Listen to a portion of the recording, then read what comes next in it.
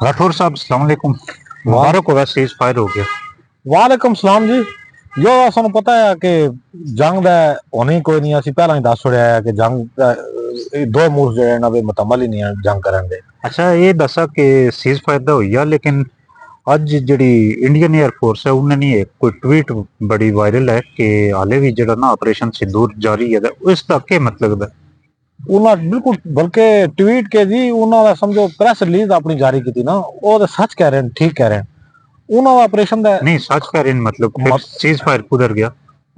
जो अपना हिसाब है ना सर, अच्छा। जो हूँ जिस तरह साढ़े इलाके में थाने देखा उसी बकरवाल होना है। हाँ हाँ। एक जड़ा माठा बकरवाल है उसको 40-50 या 80 एक पारू होना है। जड़ा तगड़ा बकरवाल होना है ना, हाँ। उसको होना है 150-300 पारू होना है। वो जिस वक्त फेरा करता है ना अपने पारू, ऐसा डिंगी जी नजर कर गया, वो देखता है, नजर मारता है कि आप मेरी फलानी पेड़, फलानी छतरी, फलाना अंडू सारे पूरे वो करता है। अच्छा। जिस वक्त वो करता है त्याड़ी, मतलब उससे जाना किसी जंगल भी अगे पीछे फिर टूर गया, वापस जिस वक्त आने दीगर जो वेला वो मोड़ कर जाना है। अच्छा।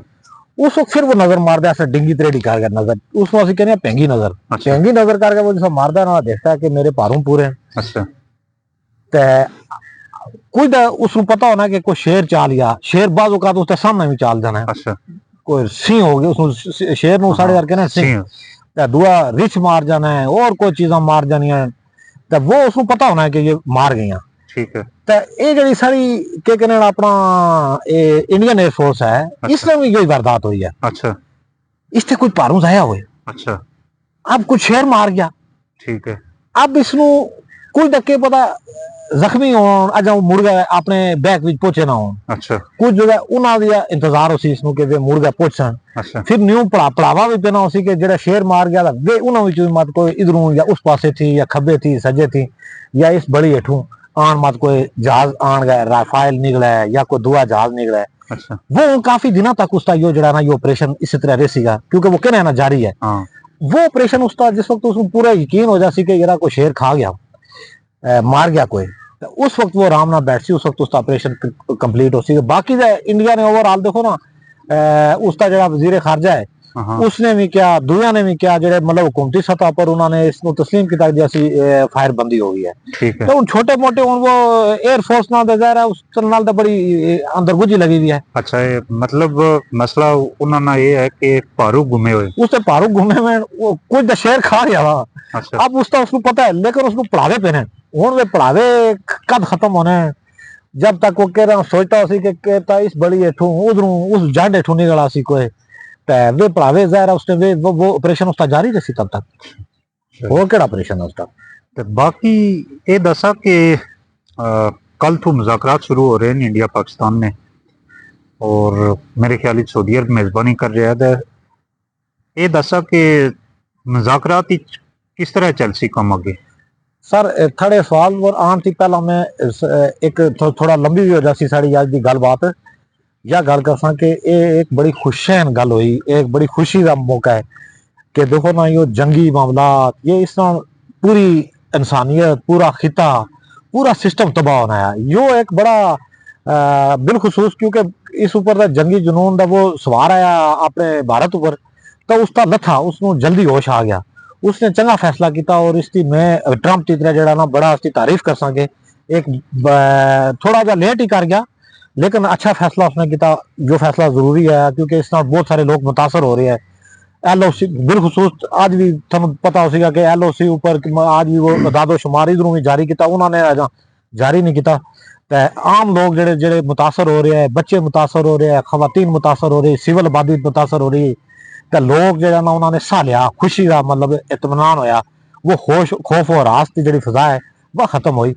एक तो यह होया, दूआ यह होया कि इस भी थोड़ी जी गलती यह हो गई कि इंडिया काफी अरसे थी, मतलब एक दो दहाइयां थी इस खुशफहमी का शिकार आया कि मैं जरा पाकिस्तान में जरा ना वो बिल्कुल कला कर छोड़ा, सफारती सतह पर जिसे नहीं करे कला कर छोड़ा।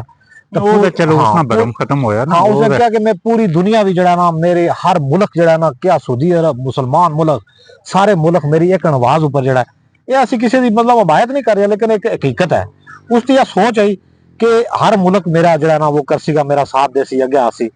लेकिन वह चीज नहीं हुई। इतने देखा कि जिस वक्त हूँ 88 घंटे हो गए इस जो कशीदगी हुई उसमें 88 घंटे हुए। इस 88 घंटे विच एक मुल्क भी दुनिया का इंडिया के उस हिमायत वास्ते कोई नहीं आया। आखिर ऊपर वो बेचारा वो ट्रंप आया था। चलो ट्रंप है, लेकिन ट्रंप ने जेडे ट्वीट हैं पहले तो उसके ये 1000 साल तो इंडिया पाकिस्तान कश्मीर ऊपर लड़ रहे हैं तो आपू सुलझा लसन। फिर ट्रंप ना सीज फायर ना ट्वीट आया, लेकिन अज उसने जड़ा एक ट्वीट आया तो उसी च उस क्या कि एक अगले 1000 साल तक भी अगर लड़न तो मुमकिन है कोई हल फिर भी निकल आवे। सारे हूँ कुछ लोग तो बड़े फिलासफर जो तबसरा कर देना जी ट्रंप नू मतलब चीजों का पता ही नहीं है। उसने एम के में यो बयान जारी कर छोड़ा जिस तरह उस दिन बेचारे ख्वाजा आसफ और सारे पै गए जी कि यो इसने बड़ा गलत जड़ा ना बयान दिता। हालांकि उसने बड़ा बिल्कुल एक टाइम ऊपर और बड़ा स्पेसिफिक एक बड़ा बेहतरीन पैगाम दुनिया नू और अमरीका नू दिता।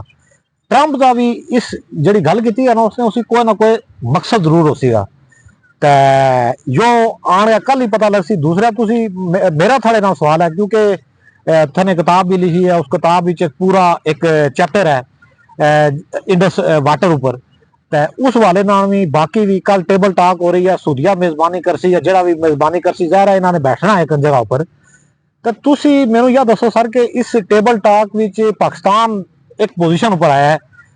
इससे पहले जो इस जड़ी कार्रवाई हुई है सारी इस विच पाकिस्तान को बहुत बड़ा फायदा मिले पूरी दुनिया में। उसका जड़ा इमेज है उसके दोस्तों में भी जड़ा ना वो इमेज इथू ऊपर आ गया। बिल्कुल जाहिर है पूरी दुनिया में उसका इमेज वो बराबरी की सतह पर इंडिया थी मतलब 2 हाथ ऊपर हो गया गल कर सकता है। कल टेबल पर बैठ सी इंडिया आज उस पोजीशन में कि इस लड़ाई थी पहला वह उसकी बिल्कुल पोजीशन नहीं है।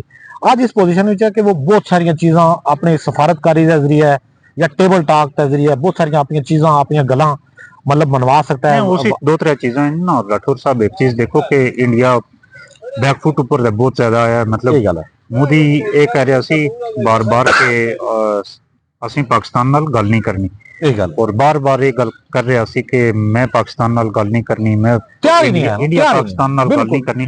और बिलखुसूस दहशतगर्दी के मामले ऊपर तो वो बिल्कुल आखिया होया सी कि गल ही कोई नहीं करनी। लेकिन आज जाहिर है वो कल टेबल ऊपर आया बैठ सी पहला वो आया बिल्कुल। और एक चीज और हो सी कि बुनियाद उठों ही शुरू हो सी जड़ी रिसेंट जड़ियां चीजों इंडिया हो की जिस तरह सिंध आसमाइदा हो गया ठीक हो गया मतलब इसनी बाली नहीं गल हो सी ठीक है चूंकि सारे तो बड़ा इवेंट ही सी सबसे बड़ा जड़ा जाहिर है इंडिया ना मुतालबा ये हो सी कि पाकिस्तान अपनी फजाई हदूद खोले और फिर पाकिस्तान ना जाहिर है जड़े सफारती ताल्लुकात होए खत्म होए और जड़े वीजे शीजे इन्हें मतल किते ये सारिया गलों ते बुनियाद ते इथों ही चल सी ठीक है। इंडिया ना जाहिर है जो भी मुतालबा जिस ऊपर गल बिगड़ी कि जड़ा इंडिया क्लेम कर रहा कि दहशतगर्द ने ठिकाने किते इंडिया के पता कुछ लोगों की मांग भी करी सकना ठीक है। लेकिन जाहिर है स्टार्ट दे बुनियाद दे इसे जा रहा हो सी जड़े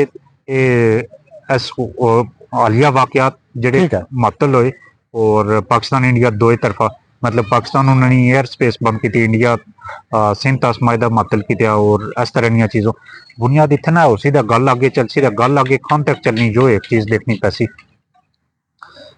तो दुई जो चीज़ है कि अस गल हो रही सी पारूआनी अपने पारूआनी भी गल करने लेकिन वो अगली वीडियो भी कर देना इसका जड़ा ना ये चलो इथे ही मुकरने ज्यादा लंबी हुई अल्लाह ने हवाले अल्लाह रसूल हवाले।